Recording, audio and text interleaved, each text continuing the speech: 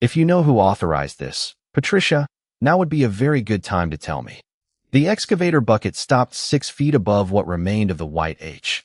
Diesel rattled through the pine trees behind my house, thick and mechanical, while powdered asphalt drifted across the clearing like black smoke.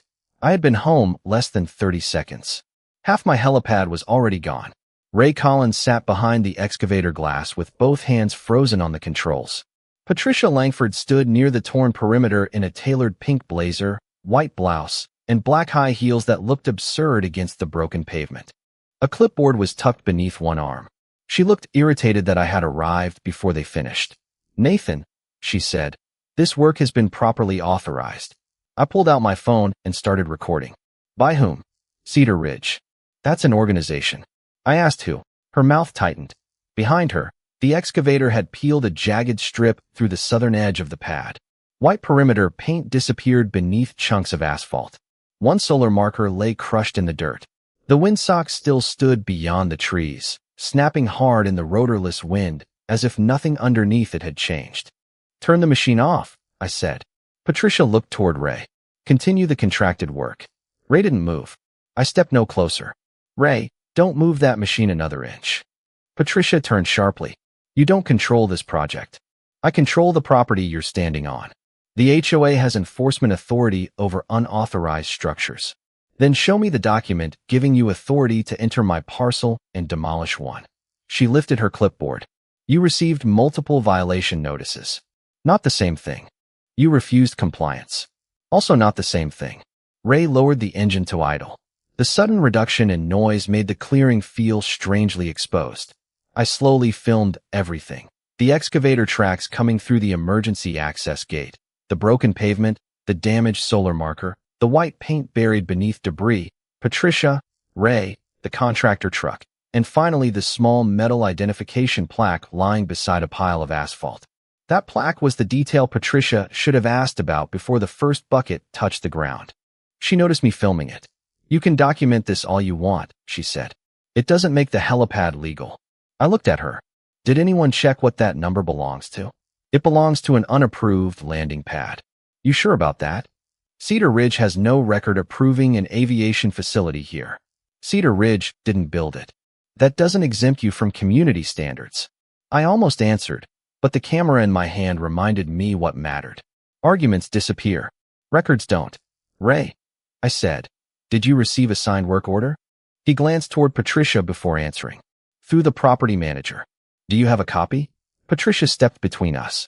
"You can request documents through the association." "I will." She folded her arms. "Good. Then stop interfering with the contractor." I looked across the wreckage. Nobody is touching that machine until ownership and authority are clarified. You don't get to dictate HOA enforcement. And you don't get to convert a violation notice into a demolition permit. For the first time, uncertainty flickered across her face. It lasted maybe half a second. Then it vanished. This structure was never approved by Cedar Ridge. "Patricia, Cedar Ridge isn't the only place where this site exists on paper." She stared at me. I let the sentence sit there. What she didn't know was that the white circle behind my pine trees wasn't simply where I occasionally landed a helicopter. Its location, dimensions, access route, and status existed in aviation documentation. Years earlier, after a wildfire season exposed how difficult emergency access could become in our part of the county, the site had also entered local emergency planning correspondence for potential use when conditions and operations allowed. None of that magically gave me immunity from property law or HOA rules. But it meant one thing Patricia had failed to understand before sending heavy equipment through my gate. Destroying infrastructure is easy. Proving you had authority to destroy it is harder. I panned my phone across the broken H one final time. The timestamp read 8:04 a.m. Patricia tapped her clipboard against her palm. "Are you finished?" "Not even close." 2 years earlier, when I first restored that faded circle behind the pines, Patricia had stood in almost the same spot and called it an eyesore. Back then, I thought that was all this would ever be, a disagreement over paint, pavement, and neighborhood aesthetics. I was wrong, because Patricia wasn't interested in whether the helipad could legally exist. She was interested in whether anyone could tell her no. And somewhere between those two questions, she had ordered an excavator onto my land. 2 years earlier, The helipad looked less like aviation infrastructure and more like a forgotten circle losing an argument with the forest. Pine needles covered the northern edge. Weeds pushed through cracks in the asphalt. The old white H had faded to the color of bone. I stood in the center one Saturday morning with a pressure washer humming behind me and an old flight helmet sitting on the tailgate of my pickup.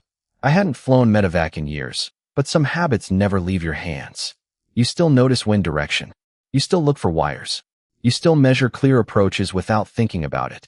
Restoring the site wasn't about pretending I still lived that life. It was about preserving something useful that already existed on my property. I repaired the surface, repainted the perimeter and center marking, replaced damaged solar edge markers, installed a new windsock, and cleared the gated access lane. Nothing glamorous. No terminal. No hangar. No rooftop lights glowing across Cedar Ridge. Just a modest ground-level landing site tucked behind pine trees on land I owned. After a particularly ugly wildfire season, I also exchanged information with county emergency planners about the site's location and possible availability during appropriate emergency operations. That didn't turn my backyard into a government facility. It didn't give me magical immunity from local rules. It simply meant the site existed somewhere besides my memory. Its coordinates, dimensions, access information, and aviation status were documented. Patricia Langford first saw the restored pad 3 weeks later. I was replacing a solar marker when her pearl-white SUV stopped near the emergency gate. She walked down the gravel lane in a pink blazer, white blouse, and black heels, each step crunching loudly enough to announce her before she spoke. So it's true. I looked up. Depends what you heard. That you built a helipad. Restored one. She stared at the white circle. In a residential community. Behind my house. Cedar Ridge has architectural standards. I'm familiar with them. Her eyes moved to the windsock. Did the HOA approve this? Did the HOA approve the barn? That's different. How? She didn't answer immediately. Instead, she walked toward the small metal identification plaque mounted near the edge of the pad. What's this number? Site identification. Issued by whom? If you're asking whether the site has aviation documentation, yes. That slowed her down for perhaps 3 seconds. Documentation is an HOA approval. Agreed. She looked surprised. Then you admit you violated the rules? No. I'm saying those are separate questions. Patricia hated separate questions. She preferred one conclusion with everything arranged beneath it. This is an eyesore, she said. I looked around at the pine trees hiding nearly the entire site from neighboring houses. From where? That isn't the point. It usually is when we're discussing an eyesore. She ignored that. Residents don't want helicopters coming and going over their homes. Then they'll be relieved to know they aren't. Why maintain a helipad if you don't intend to use it? I glanced toward the windsock moving gently above the tree line. Because useful infrastructure is most valuable before you need it. She folded her arms. Cedar Ridge is not an emergency airfield. Nobody said it was. Then remove it. I stood slowly and wiped my hands on a rag. Show me the covenant requiring that.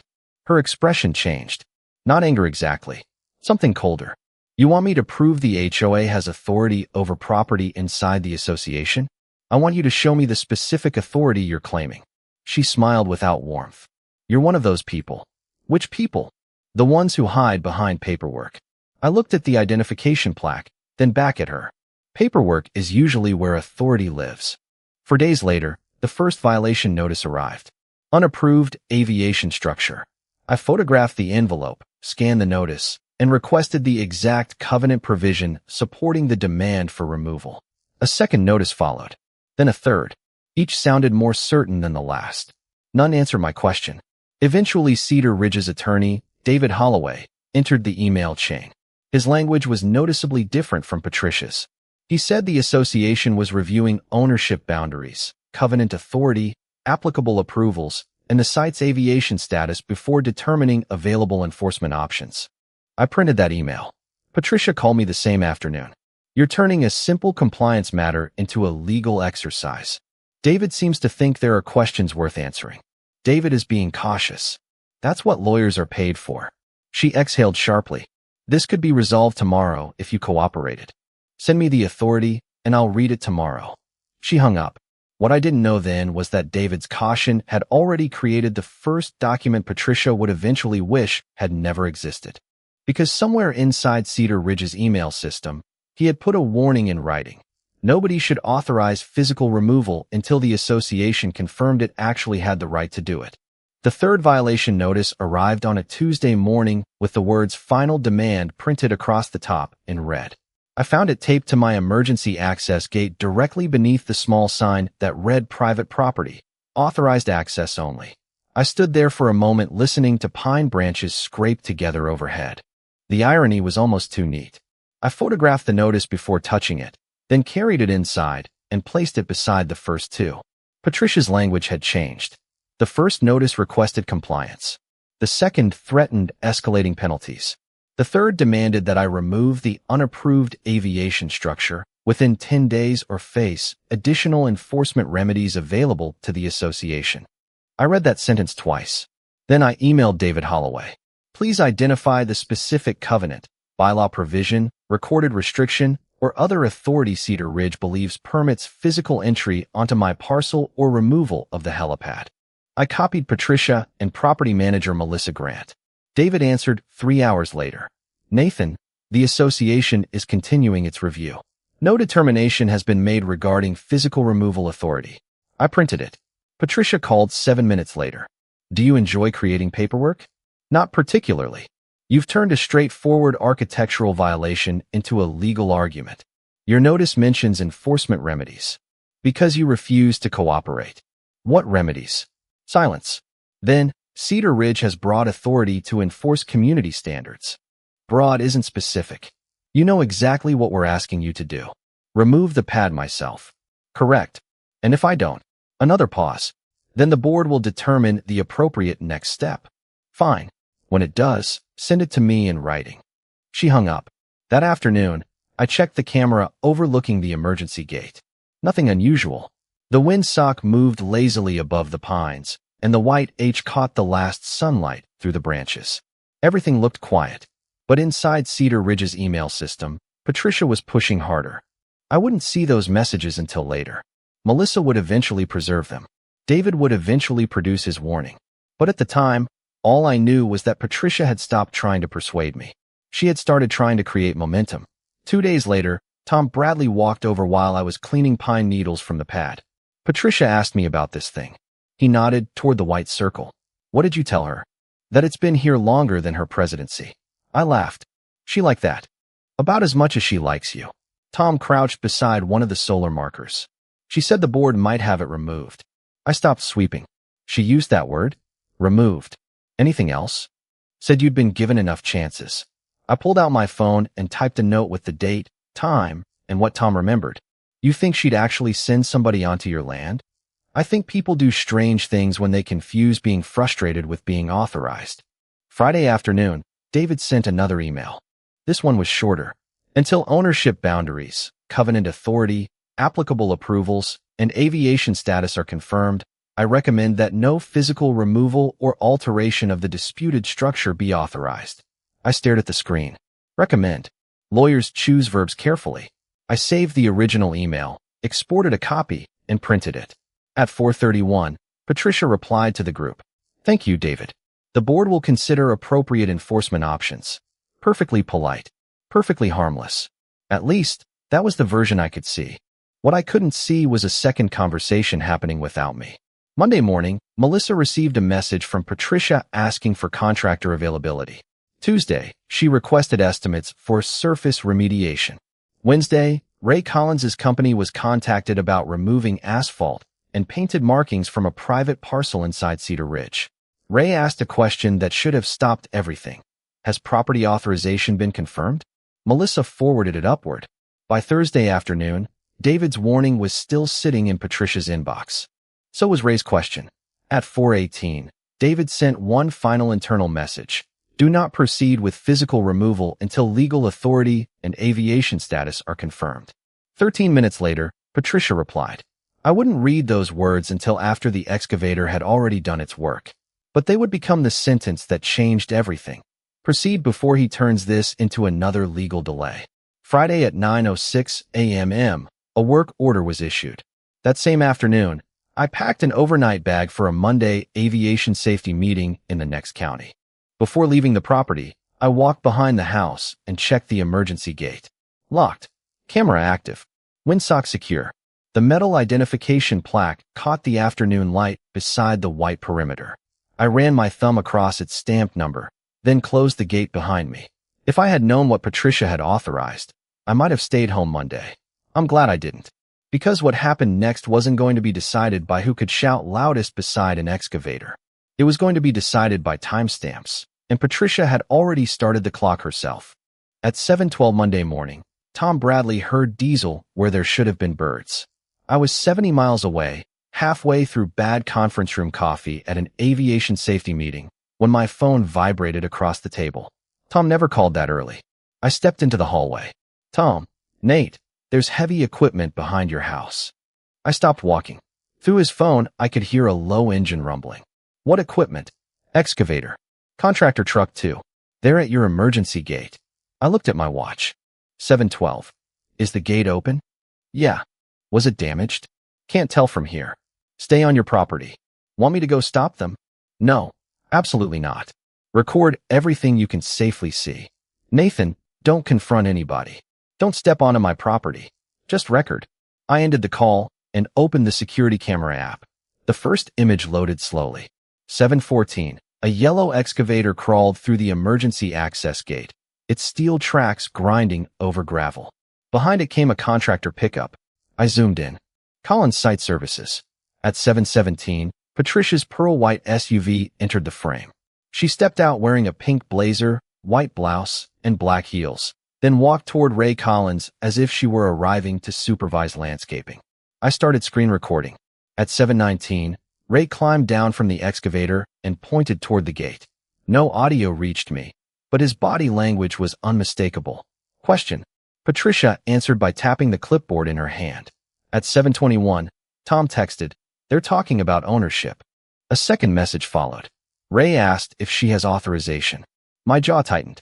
I called Tom again. "Can you hear them?" "Some of it. Winds carrying their voices." "Tell me only what you're certain you heard." Ray asked whether the owner approved the work.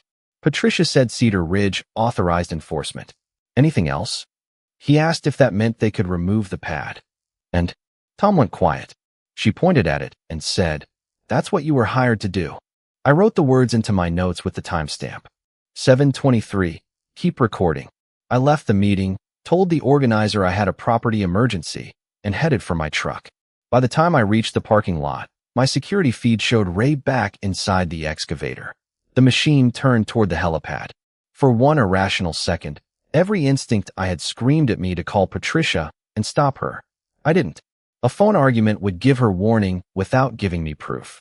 Instead, I called the county's non-emergency line, reported suspected unauthorized heavy equipment entry onto my private parcel, gave my address, and explained that I was returning home. Then I called David Holloway. Voicemail. "David, this is Nathan Cole. Heavy equipment entered my property this morning under apparent Cedar Ridge direction. They appear to be preparing to remove the helipad. Please preserve all association communications, work orders, contractor instructions, and records relating to this project." I hung up. 7:26. My phone displayed the security feed just as the excavator bucket dropped. Even through a tiny screen, I saw the asphalt flex before it broke. A dark fracture cut directly through the white perimeter line. The bucket lifted, carrying a slab of pavement into the morning air. My hands tightened around the steering wheel, but I kept my speed under control. Anger does strange things to distance. It makes every mile feel personal. At 7:31, another section came up. At 7:36, the first solar edge marker disappeared beneath debris. At 7:42, Tom sent a video from behind his fence. Diesel smoke drifted between the pines. The windsock snapped above the clearing. Patricia stood near the pad, one hand shielding her eyes from dust while Ray worked. Then Tom's camera caught something my security camera couldn't. Patricia pointing toward the remaining painted surface and making a sweeping motion with her clipboard. Remove it all. She didn't need to say the words. The gesture said enough.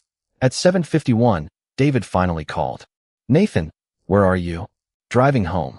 "Is equipment actually on your parcel?" "Yes." "Who authorized it?" "That's what I was hoping you could tell me." Silence. "David, I advised against physical removal." "In writing?" Another pause. "Yes."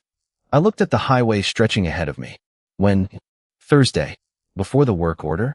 Nathan, don't confront the contractor when you arrive. I'm not planning to. Document the condition of the site. Already happening. His voice lowered. Then there's something else you need to know. What? I wasn't copied on the final authorization. I glanced at the clock. 7:58. Behind the pines, another piece of my helipad was being ripped apart. But for the first time that morning, the excavator wasn't the part that worried me most. Someone inside Cedar Ridge had deliberately moved forward after the association's own attorney said stop, and the machine was leaving tracks that would be much easier to erase than the emails. By the time I turned onto Cedar Ridge Road, I could smell hot asphalt before I could see my house. Diesel exhaust hung between the pines, and every few seconds came the hard metallic scrape of an excavator bucket dragging across pavement.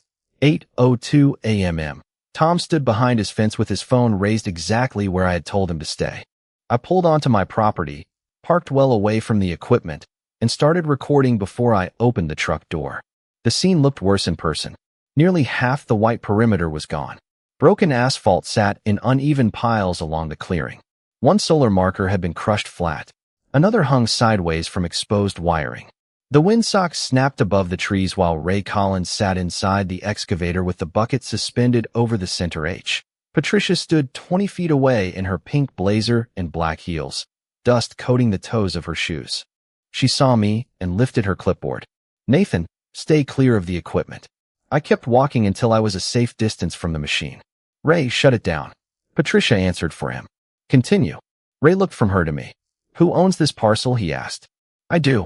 He immediately lowered the bucket away from the pavement and reduced the engine to idle. Patricia's face hardened. Ray, you have a signed work order. And he's standing here telling me this is his private property.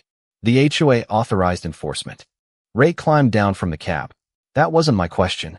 I liked him immediately. Not because he was on my side. He wasn't. He was a contractor realizing the paperwork in his truck might not mean what he had been told it meant. Patricia turned toward me. This could have been avoided if you had complied with the notices. Did David Holloway approve physical removal? Her eyes narrowed. The board has authority independent of council's preferences. That wasn't my question. You've spent months hiding behind technicalities. I slowly panned my phone across the debris. Property ownership isn't a technicality.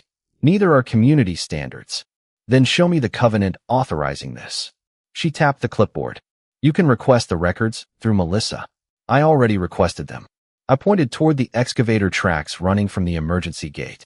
Did anyone cut my lock? Ray looked toward his foreman, who shook his head. Gate was open when we arrived. Tom called from behind the fence. It wasn't open at 6:30. Patricia spun toward him. This doesn't involve you, Tom. You're making enough noise to involve 3 zip codes. I almost smiled. Instead, I walked toward the edge of the destroyed pad, keeping the camera steady. The small metal identification plaque had been removed from its mount and tossed beside a broken slab. I crouched without touching it. Who removed this? Ray pointed toward one of his workers. We took it off before breaking that section. Did anybody ask what the number means? Patricia exhaled.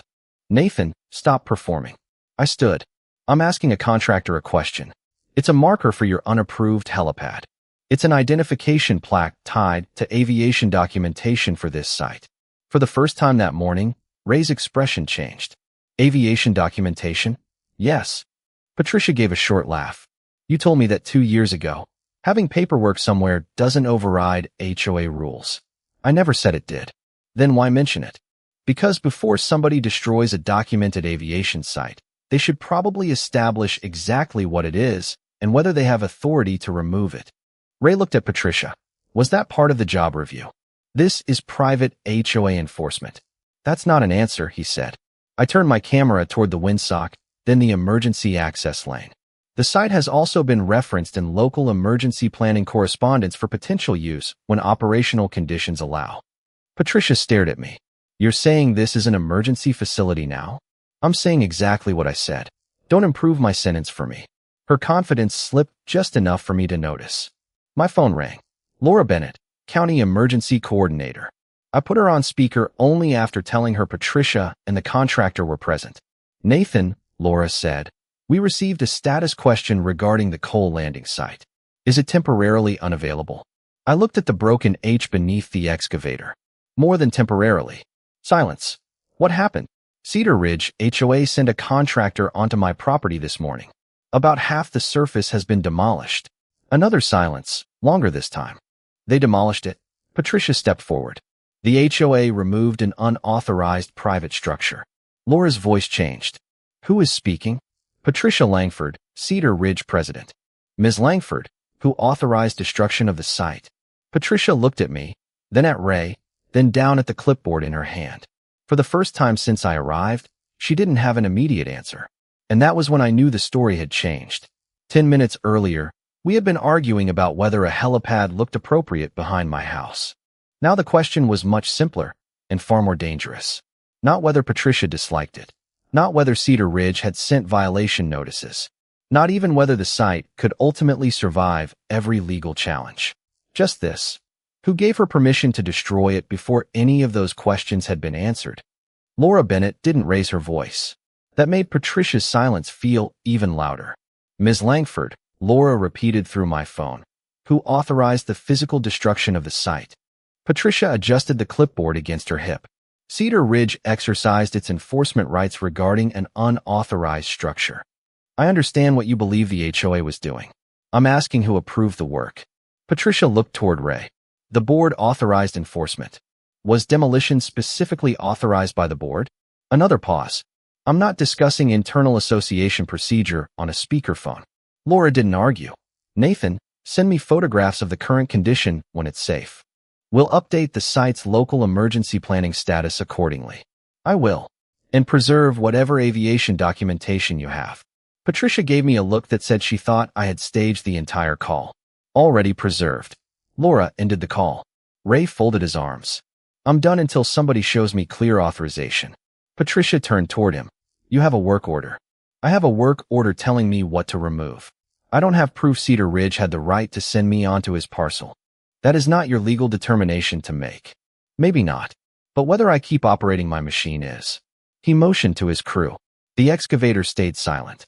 I photographed the site from every angle before touching anything. The broken white H. The crushed solar marker. Tire and track impressions through the emergency lane. The identification plaque beside the debris. The gate. The contractor truck. Patricia's SUV. Then I downloaded the security footage and copied Tom's original videos into a separate evidence folder. By 10:30, I had assembled what I knew. Property survey, HOA notices, David's emails, aviation records, emergency planning correspondence, photographs, security footage, and timestamps. At 11:16, an email arrived from Daniel Ross, an aviation safety specialist I had worked with before. He wasn't calling the HOA criminal.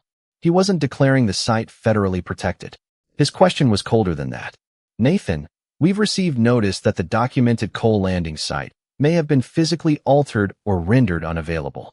Please confirm current condition and identify, if known, the person or entity that authorized the work so the relevant records can be reviewed and updated. I read it twice. Then I forwarded it to David, Melissa, and Patricia with one sentence. Please advise who authorized the physical removal. Patricia normally answered my emails like she was swatting flies. Not this one. 6 minutes passed. Then an hour. Then lunch. At 2:43, David called. Do not delete anything. Wasn't planning to. The board is trying to determine what happened. I watched what happened. I mean internally. I leaned back in my chair. Did the board vote to demolish the helipad? Silence. David, I'm reviewing the minutes. That sounds like no. It sounds like I'm reviewing the minutes. At 4:08, Melissa Grant emailed me privately. Nathan, I have preserved the contractor file and related correspondence. Council has instructed staff not to modify or delete records. I didn't reply immediately. Melissa had always been careful. Patricia had always treated careful people as obstacles. The next morning, Cedar Ridge finally responded formally. Patricia's name was at the bottom. The contractor, it said, had been retained to perform association-approved remediation related to a continuing violation. Any work exceeding authorized scope was the contractor's responsibility.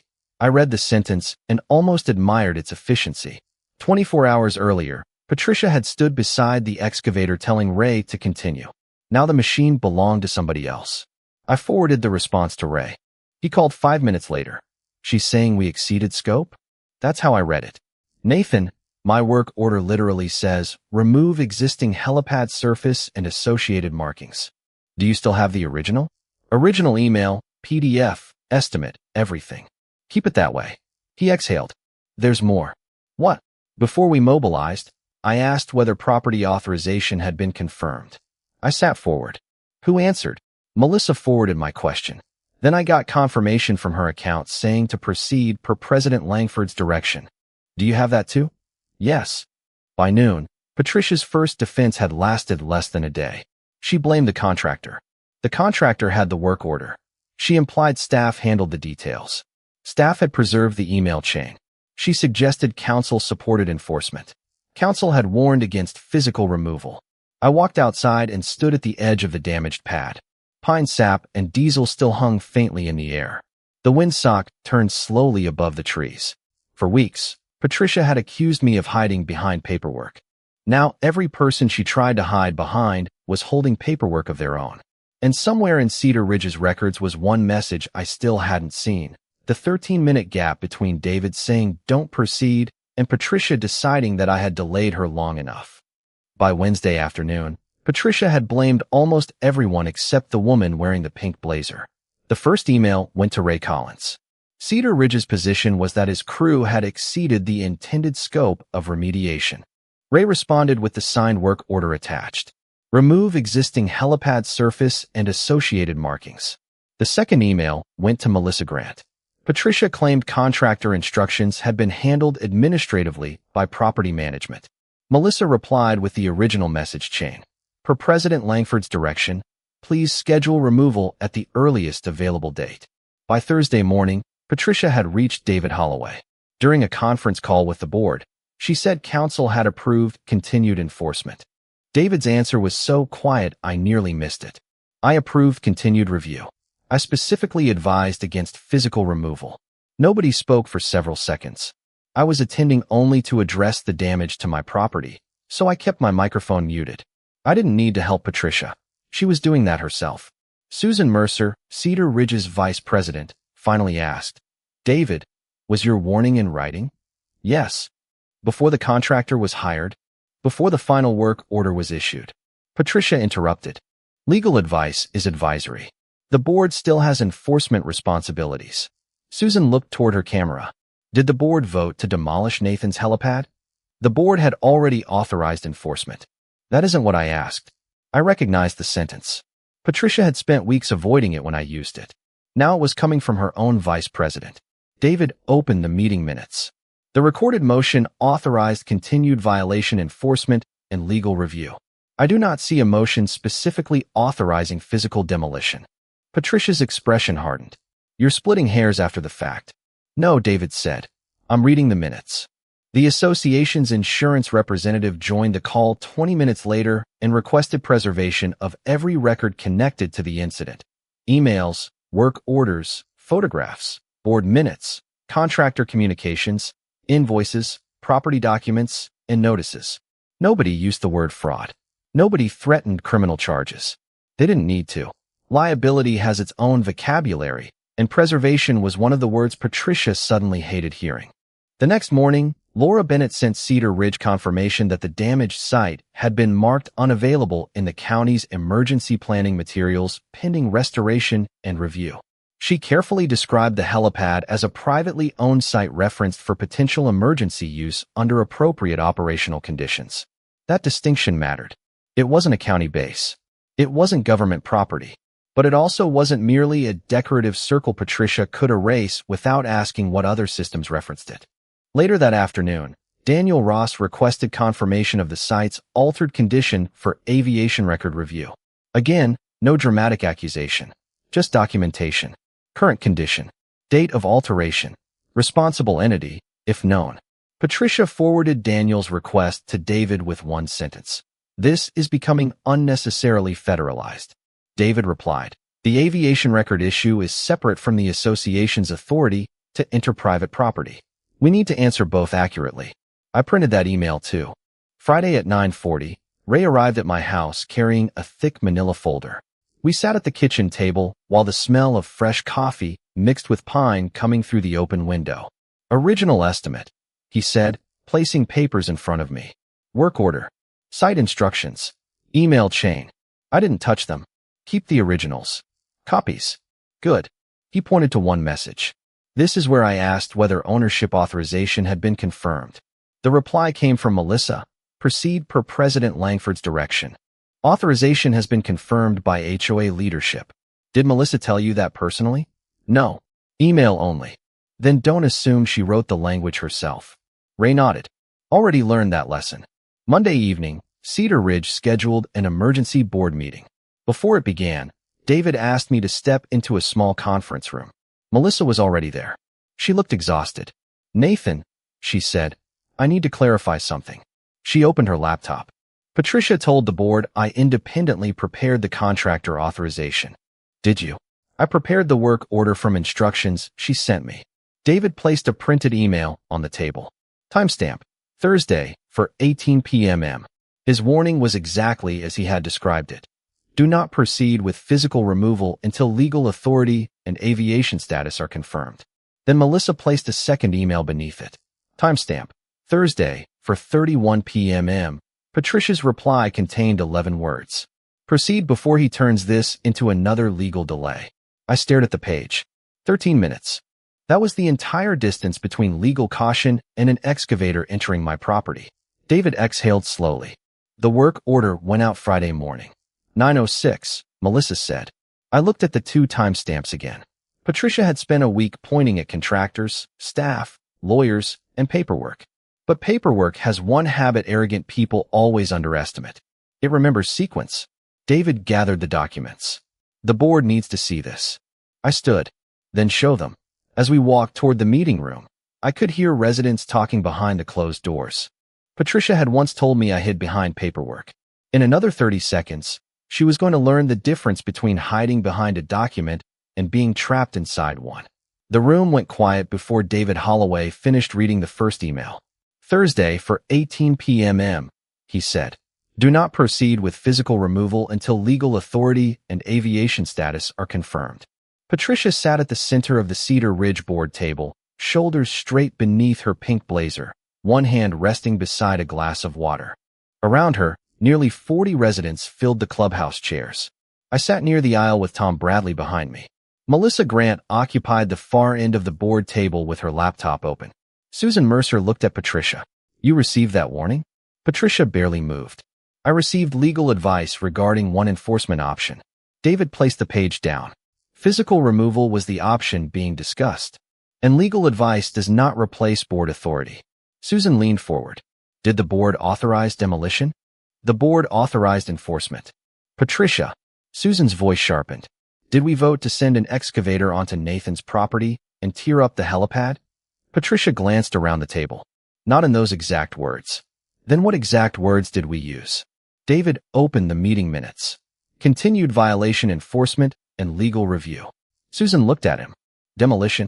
No, Patricia reached for her water. Ice clicked against the glass.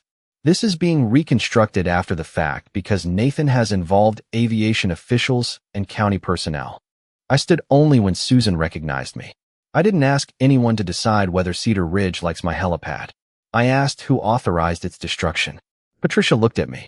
You knew exactly what you were doing when you brought outside agencies into this. Laura called me after the site's status changed. Daniel requested information because the documented site had been altered.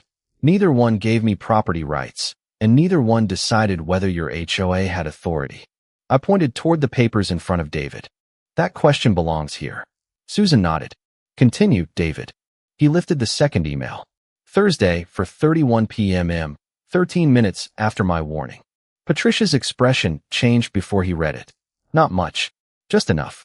David continued. Proceed before he turns this into another legal delay. Nobody spoke. Somewhere behind me, a chair creaked. Melissa turned her laptop toward the board.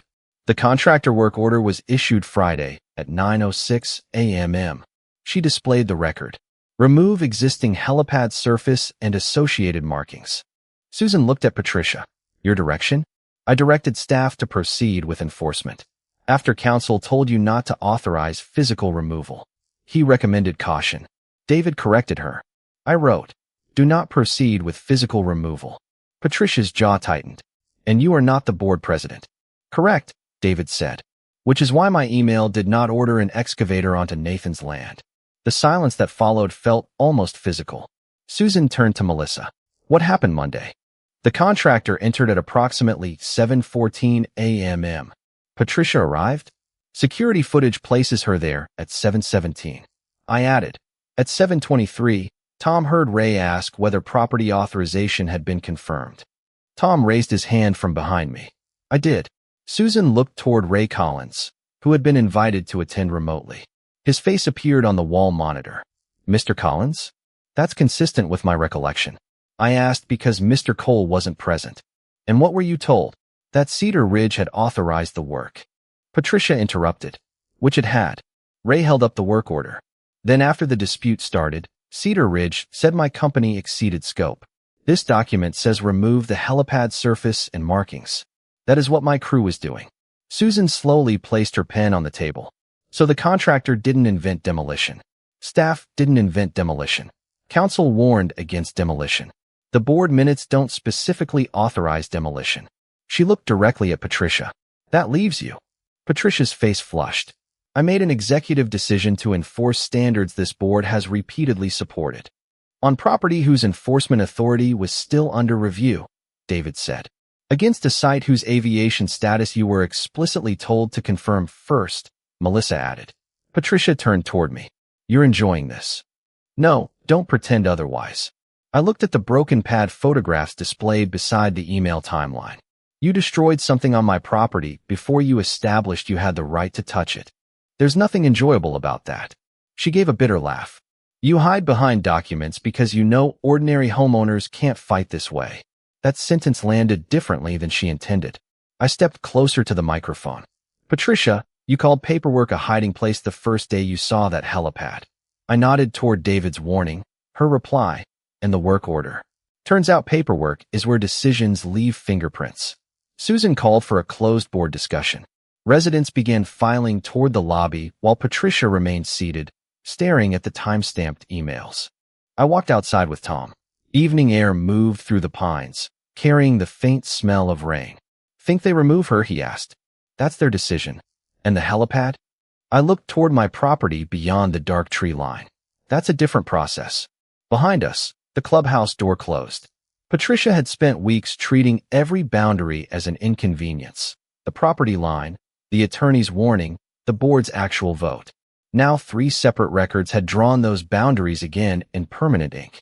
And this time, she couldn't send an excavator through them. Patricia Langford lost the presidency without anyone from the FAA ever setting foot inside the Cedar Ridge clubhouse. That mattered.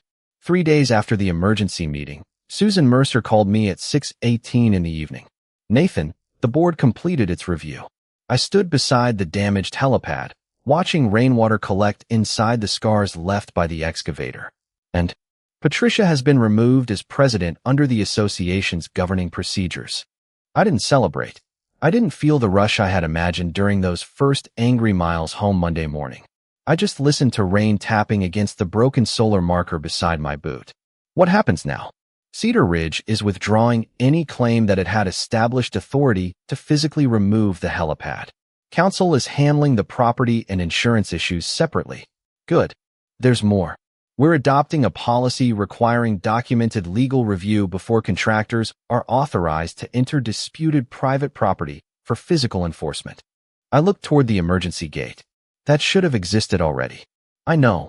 The insurance process took longer. So did the property damage negotiations. Nothing happened with the speed people expect from television. There was no dramatic federal raid on the HOA office. No agents carrying boxes past Patricia's house. The aviation record questions stayed what they had always been. Questions about a documented landing site that had suddenly been altered and rendered unavailable. The property dispute stayed a property dispute. The contractor records stayed contractor records. And Cedar Ridge's governance problem stayed exactly where it belonged, with Cedar Ridge.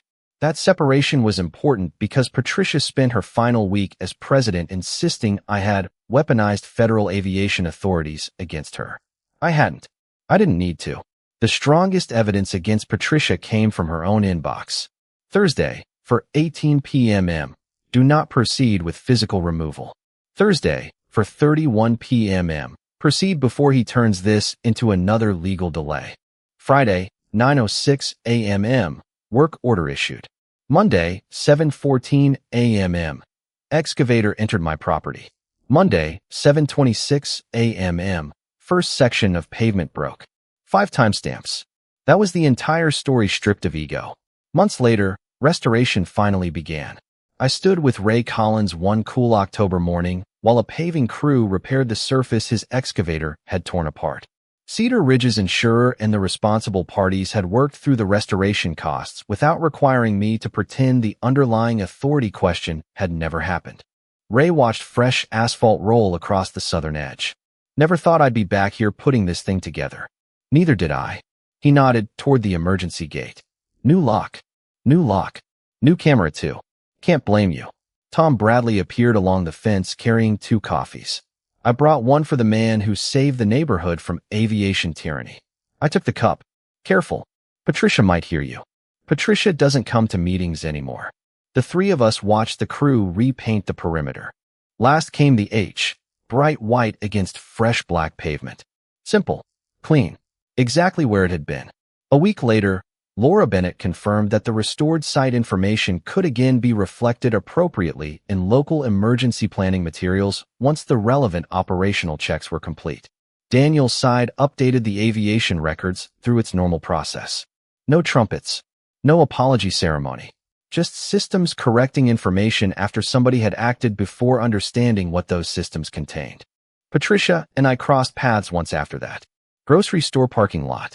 She was loading bags into her SUV, still perfectly dressed, though the pink blazer had been replaced by a gray coat. She saw me and closed her trunk. You got your helipad back. I did. And I lost everything over a piece of asphalt. I shook my head. You didn't lose the presidency because of asphalt. That's easy for you to say. You were warned not to destroy something until your authority was confirmed. She looked away. I believe the HOA had the right. Believing you have authority isn't the same as checking. You always need the last word, don't you? No, I opened my truck door. That's what records are for. She didn't answer. The following Saturday, I walked behind the house just before sunset. The windsock shifted gently above the pines. Solar markers waited along the edge for darkness. I crouched beside the metal identification plaque and tightened the final mounting screw. For a moment, I could almost hear the excavator again. The diesel, the cracking pavement, Patricia telling me Cedar Ridge had authorized everything. Then the sound disappeared beneath wind moving through pine needles. Tom stood by the gate. Think she ever understood what she destroyed? I looked across the restored white H. Eventually. Because it was documented? No. I stood and brushed the dirt from my hands. Because she thought nobody had the right to question her before she destroyed it. Far beyond the trees, a helicopter crossed the orange horizon, small enough to hear only as a distant pulse. It never turned toward us. It didn't need to. I closed the emergency gate and slid the new lock through the latch. Patricia had needed less than an hour to tear the helipad apart. Accountability had taken months to put everything back where it belonged. That's the difference people like her never understand. Power can destroy something quickly. Justice usually arrives slower. It checks the survey. It saves the email. It reads the work order. It compares the timestamps. And when it finally asks who gave the order, it already knows where to look.